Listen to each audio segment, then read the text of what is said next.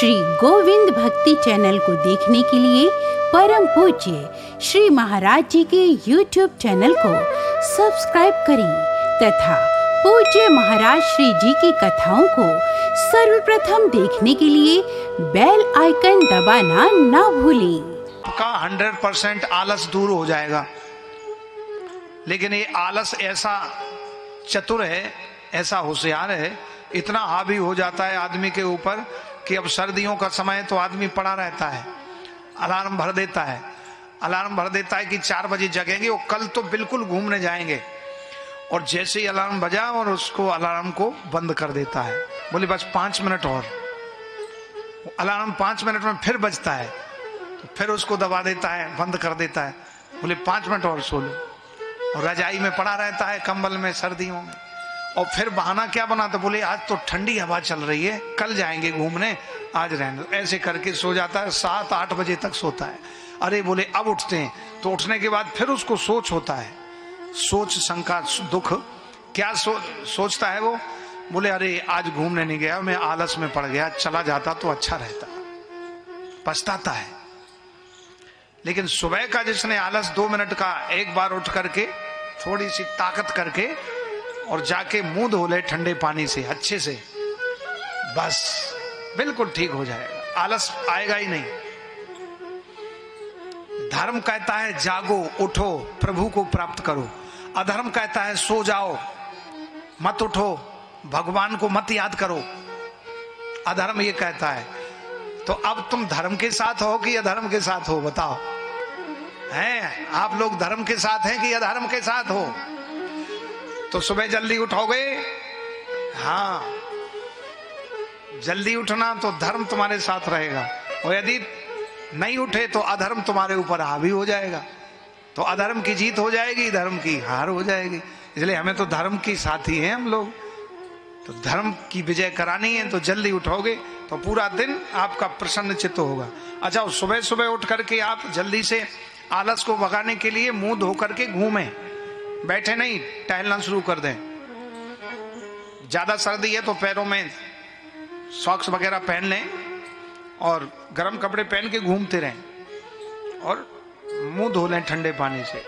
10 minute आप घूमेंगे तो जो आलस है वो सब दूर हो जाएगा, और आपकी जो शरीर है, आपकी बॉडी है, वो उस टेम्परेचर से थोड़ी सी हटेगी और बाहर के टेम्परेचर को एक्सेप्ट करेगी। तो फिर आपका आलस धीरे धीरे खत्म हो जाएगा, 10-15 मिनट में खत्म हो जाएगा। बस फिर आप जो है धर्म के साथ हो गए।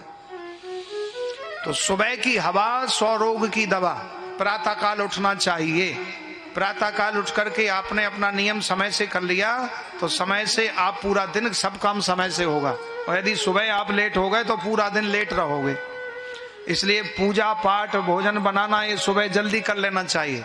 नहीं तो पड़ोसिन आ जाएंगी, कहीं मौसी आ गई, मामी आ गई, बुआ जी आ गई, तो फिर उनको चाय पिलानी, बिठाना, फिर तुम रोटी बनाओगे या पूजा जप करोगे और वहां से आपकी मामी जी आ गई, आप जब करोगे, अब मामी जी आई हैं, उठना पड़ेगा। क्यों नहीं उठते? तो कहेंगे देखो बड़ी पुजारन बन गई है, दिखा के भजन कर रही है, मैं आई हूं पानी की भी नहीं पूछ रही, तो वो भी गड़बड़ है। इसलिए ब्रज के संत कहते हैं, संतों के पास सब अटका झटका होते हैं, वो कहते हैं देखो भैया भजन करना है तो सुबह कर लो भोर में। पुराने जमाने की कहावत में संत बताते, बोले चकिया चूल्हा पूजा पाठ और भोर भये सो 12 बाट। समझ रहे हैं इसका अर्थ? पहले चकिया चलाते थे लोग और आटा पीसते थे। क्या करते थे? हैं जी, आटा पीसते थे। आटा तो पिसा हुआ होता, आटा को क्या पीसेंगे? गेहूं पीसते थे। हाँ, गेहूं पीसते थे तो आटा निकलता चकिया में। तो सुबह 4 बजे माताएं चकिया चलाती थी। पुराने माताएं बैठी, उन्होंने चलाई, वो जानती हैं। अब नई माताएं तो अभी नहीं चलाते, चकियां बंद हो गई। अब जे सर्वाइकल हो रहे हैं, है ना, और जे दुनिया भर में सिर में दर्द हो जाता है, थायराइड हो जाता है, कंधों में दर्द हो जाता है। चकिया चलाओगे तो कुछ भी नहीं होगा। हाँ, ना तो डिप्रेशन होगा, ना सिर में दर्द होगा, और ना ही आपको थायराइड होगा और कंधे भी मजबूत रहेंगे। दोनों हाथों से चकिया चलती, जब ये थक जाता है तो दूसरे से चलाने लगते हैं। ऐसे हमने चलाई है, एक गुरुजी थे संत, उन्होंने सिखाया था। बहुत बढ़िया जो है मिट्टी का वो बना हुआ था, और दलिया पीसने वाली चकिया अलग होती है, आटा बनाने वाली, गेहूं पीसने वाली अलग, दोनों में अलग अंतर होता है। एक लकड़ी की वो बीच में कील के बीच में लगाते हैं, वो लकड़ी का ही कमाल है। हाँ, वो लकड़ी से ही, लकड़ी के बीच में जो गेहूं वो नहीं पिसते, तो उनको भी साइड में करके पीसना पड़ता है। तो चकिया चूल्हा पूजा पाठ और भोर भये सो 12 बाट। तो 4 बजे चक्की में गेहूं पीस के आटा बना लिया, इसके बाद में चूल्हा जलाया, रोटी बना ली, नहा लिए, पूजा कर ली, ये 6 बजे तक पूरा काम हो गया। फिर 7 बजे से कोई आगी लेने आता था, पहले चूल्हे होते थे ना, तो पड़ोस में से आगी भी लेके जाते थे, अग्नि। और फिर मिलने आ गए, बैठने आ गए, कोई रिश्तेदार आ गए, अतिथि आ गए, तो उनका स्वागत करना है। और यदि आप लेट हो गए पूजा करते समय, 10 बजे आपकी पूजा हो रही, आप बैठे माला जपने, और 10 बजे आपके मेहमान आ गए, तो पूजा छोड़ने पड़ेगी आपको, तो बस पूजा बेकार हो गई। क्योंकि अब नहीं उठोगे तो मेहमान भी बुरा मान जाएंगे, अरे बोले बा मैं उनके घर गया था, वो तो पूजा में से इतने सिद्ध बन गए, हमको पूछा ही नहीं। लो, ये और विचित्र बात, बोले हमको पूछा ही नहीं। किसी की तो पूछ होती है, उनको पूछा चाहिए।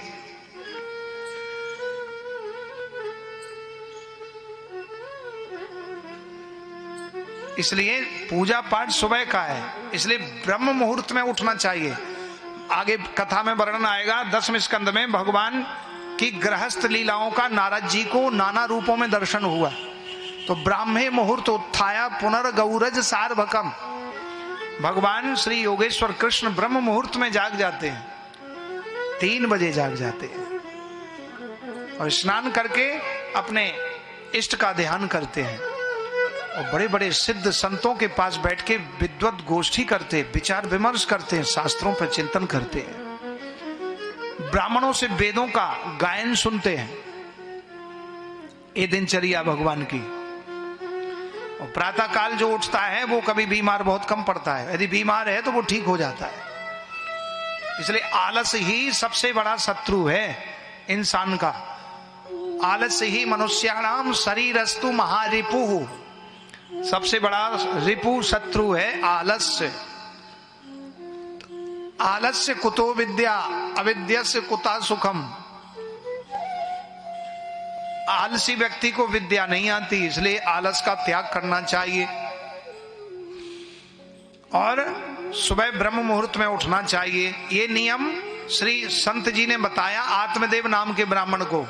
इतनी बात का जो आपने व्याख्यान सुनाए, आत्मदेव नाम के ब्राह्मण को बता रहे हैं संत जी, जो फल दिया है कि बिना नहाए नहीं खाना, सुबह जल्दी उठना, जूठा नहीं खाना, झूठ नहीं बोलना, गाली नहीं देना, क्रोध नहीं करना, ये फल ग्रहण करने का नियम है। इतने नियम जो करेगा तो उसके हृदय में भगवान निवास करते हैं।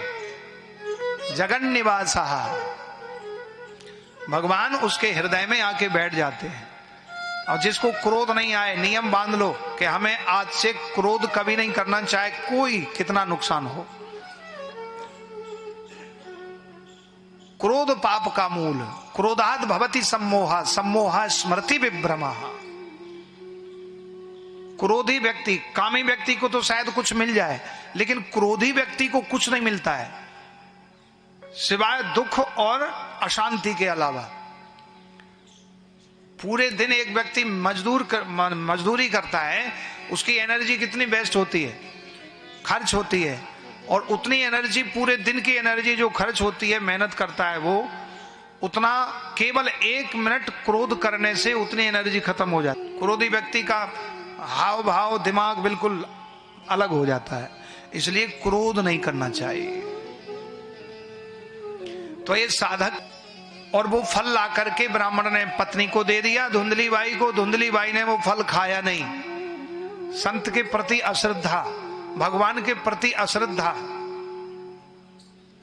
क्योंकि जिनके जीवन में संस्कार नहीं है उनका जीवन तो दुखी होता ही है, लेकिन उनसे होने वाली उत्पन्न संतान उनका भी जीवन दुखी होता है। इसलिए अपने बच्चों को संस्कार देने के लिए खुद संस्कारी बनना बहुत जरूरी है। अब देखो धुंधली ने ना तो फल लिया, ना पति की बात मानी, ना संत की आज्ञा का पालन किया, ना शास्त्र की आज्ञा का पालन किया। अब ना करने से वो फल क्या किया, उसकी सहेली आ गई, दूसरी बहन लगती थी, तो उस बहन ने कहा अरे तू क्यों इस फल को खा रही है, फल खा के कहीं बच्चा होते हैं, बालक होते हैं। तो गोकर्ण जी का जब जो गाय के पुत्र हुआ था तो उनका नामकरण हुआ, तो उनका बहुत सुंदर लग्न घड़ी ग्रह बार नक्षत्र, केंद्र में कुंडली में बड़े दिव्य अच्छे ग्रह बैठे हैं, उच्च ग्रह, श्रेष्ठ ग्रह। और धुंधली बाई पहुंच गई वहां। बोले क्या हो रहा है, बोले नामकरण। बोले मैंने बेटे को जन्म दिया, मैं ही नामकरण करूंगी। तो धुंधली ने तो उस बेटे का नामकरण किया जो धुंधली का नहीं था, बहन से लिया था, उसका नाम रखा। बोले मेरा नाम है धुंधली, तो मैं अपने नाम पे रखूंगी। बहुत लोग ऐसे होते हैं कि अपने मनमानी करके और बच्चों का नाम मन से रख लेते हैं, उस नाम का भी गलत उच्चारण हो जाता है और उस नाम का मीनिंग गूगल में देख के कर लेते हैं। गूगल अमेरिका में बना है और गूगल कंपनी अमेरिका वालों की है, तो अमेरिका को भारत की संस्कृति का कोई पता नहीं, भारत की संस्कृत की डिक्शनरी उनको पता नहीं है। इसलिए वो हिंदी डिक्शनरी में और संस्कृत डिक्शनरी में, संस्कृत शब्दकोश में उनका अर्थ उल्टा होता है, और उन्होंने जो है गूगल में ऐसे ऐसे नाम लिख करके शॉर्ट नाम अपने हिसाब से, विदेशी कल्चर वाले, उनके अर्थ अनर्थ हो जाता है। तो आजकल पढ़े लिखे लोग जिनको वास्तविक संस्कृति का ज्ञान नहीं, उन्हीं नामों गूगल में देख के बच्चों का नाम रख लेते हैं। उस नाम का प्रभाव बड़ा दुष्परिणाम होता है, फिर बच्चा वो बिगड़ जाता है, माँ बाप की बात नहीं मानता। तो धुंधली ने कहा कि मेरा नाम धुंधली है, मैं अपने नाम से रखूंगी, मैं अपने बेटे का नाम। ब्राह्मण देवता ने कहा ठीक है रख लो। क्या नाम रखा?